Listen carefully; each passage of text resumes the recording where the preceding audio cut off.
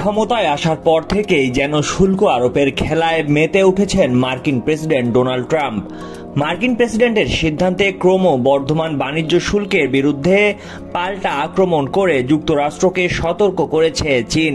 দেশটি বলেছে যে কোনো ধরনের যুদ্ধের জন্য তারা প্রস্তুত।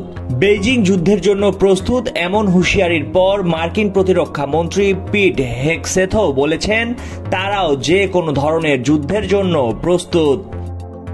বিবিসির খবরে বলা হয়, ট্রাম্প সব চীনা পণ্যের ওপর আরও শুল্ক আরোপের পর চীন দ্রুত মার্কিন কৃষি পণ্যের উপর 10 থেকে 15% শুল্ক আরোপের মাধ্যমে পাল্টা জবাব দিয়েছে। এতে বিশ্বের শীর্ষ দুই অর্থনীতির বাণিজ্য যুদ্ধ এখন যেন সম্মুখ।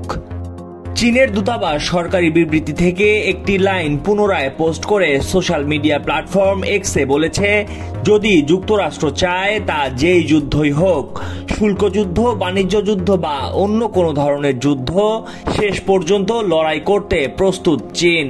অপরদিকে চীন সহ বেশ কিছু দেশের নাম উল্লেখ করে ট্রাম্প বলেন, ওই দেশগুলো আমেরিকার পণ্যে যত বেশি শুল্ক আরোপ করবে, আমেরিকাও তত বেশি শুল্ক চাপাবে।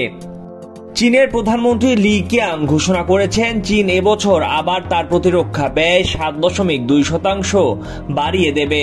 তিনি সতর্ক করে বলেছেন, এক শতাব্দীতে অদেখা পরিবর্তনগুলো দ্রুত গতিতে বিশ্বজুড়ে প্রকাশিত হচ্ছে। বিবিসি বলছে, বেইজিং এর নেতারা চীনের জনগণকে একটি বার্তা পাঠানোর চেষ্টা করছেন যে তারা আত্মবিশ্বাসী যে বাণিজ্য যুদ্ধের হুমকির মধ্যেও দেশের অর্থনীতিকে তারা বৃদ্ধি করতে পারবে।